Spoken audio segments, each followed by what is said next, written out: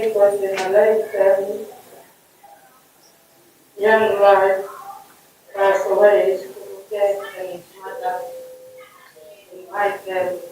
And Kumanjayi life is taken away from their placement. It was too young,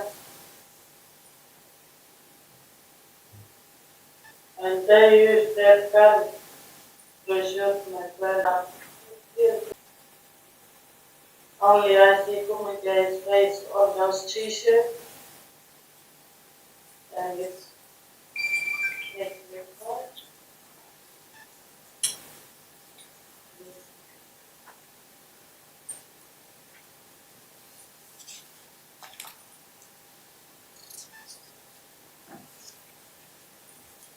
My name is Alison Walker Nelson, and I'm from Indiana. Kumanjayi was my grandson, my big sister's grandson. I'm the young grandmother of him. When my big sister got in and grew up for a little while, and they the Kumanjayi funeral, Leon Ophir. That's where he grew up. He was growing up really well, and he was loved by many families, Leon's family and my sister's family.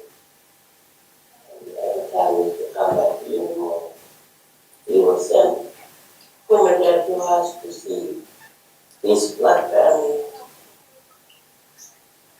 And we loved him, and we used to make chores, sit down with us, loved all his sisters and brothers, and his cousin.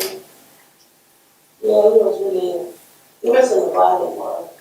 He was really good, sharing things with his family. And he could come and sit with me and my sister. He was a big heart. He was carrying his black family, Walker family. When he got shot, I came back from a funeral and I didn't come to the graveyard, so I came back to my sister's house and I was just laying down. And we were sleeping, and I heard some of the people up north screaming, crying, and everybody was back between Nikuma. That's what I was thinking. And I sent one of my niece to go and check what was happening. And when she went and she came back crying, and she told us that my nephew got shot by police. And I said, the one that Leon threw him up. Then I started screaming, crying. And I said, is it real? Then we were crying. Then we all went to the police station. That's where all of the Union were at the police station, waiting to see if he was alive. They didn't know. We didn't know that he was alive.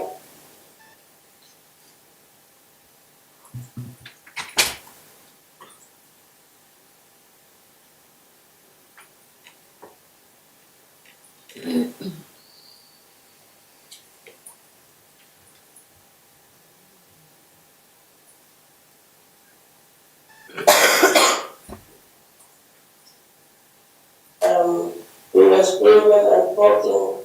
Then we show us. We had to know he's alive. And we were feeling that when someone gets shot, he must be born. Or when someone fights with anyone, we think that he's in the prison or in the hospital, we can still listen to him that he's screaming, but we didn't hear that. These were telling us a lie that he was fighting and he was pulling out and saying that he was still alive. But they were telling us a lie. Yeah, we couldn't hear him screaming or anything. We knew that he was quiet. He must have gone. That's what we were saying when we were standing outside. In our culture, we know, we understand. And yeah, people thought it was the Kumanjayi on the plane, but it wasn't. It was a walk. They could walk on the island to leave what Kumanjayi's body was still going at this stage. Maybe if someone should go in with him to the station, like Leon or other families, taking him by himself, it wasn't really good. When he went away from us, we are still sad. We are still thinking about him. We still have photos of him. Even though it was about 2-3 years back that he left us. And we are still sad. Families are sad. This room was upside down. We wouldn't think about anything. Just crying. We didn't know what to do.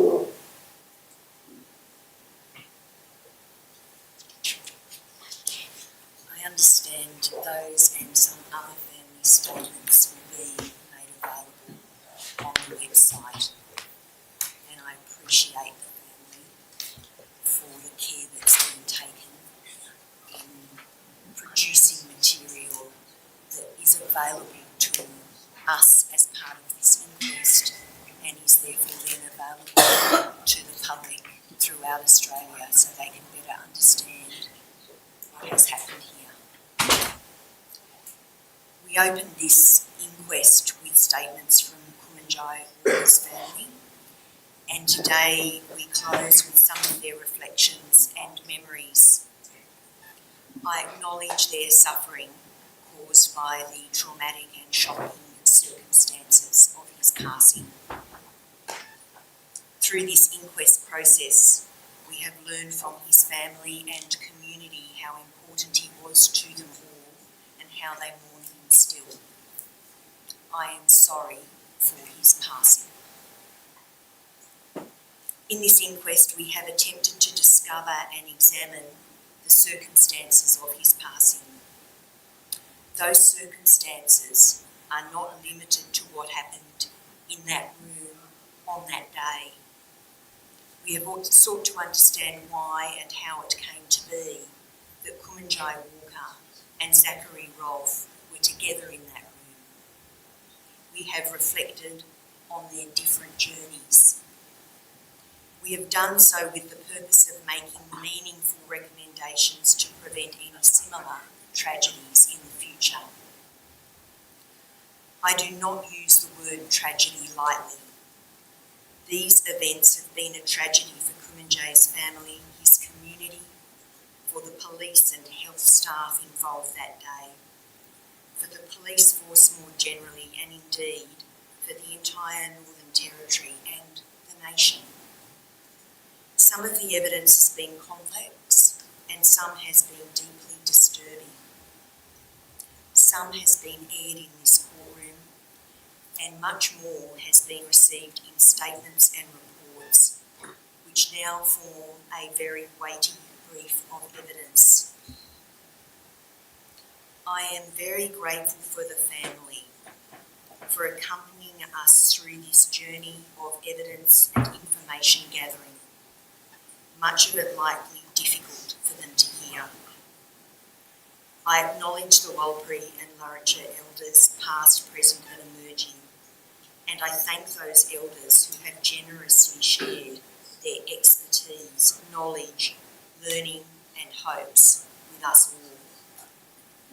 The family have been supported by their legal teams, but there have also been others who have been working to assist their inclusion in this process. I specifically thank and acknowledge the work of the interpreters and the Community Justice Centre for assisting the inquest and the inquest process to bridge any cultural divide. I acknowledge counsel for the interested parties and their teams who have worked long and tirelessly and with great professionalism.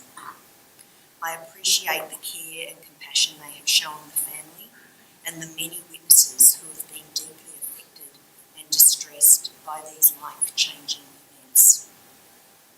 I am most grateful for the legal expertise you have all brought to bear on the facts and on the process of this inquest, and I will reflect very carefully on all your final submissions when they are received. Finally, I thank my council assisting team for their courage to listen widely, investigate deeply, and their willingness to challenge the status quo. Findings will be handed down in due course.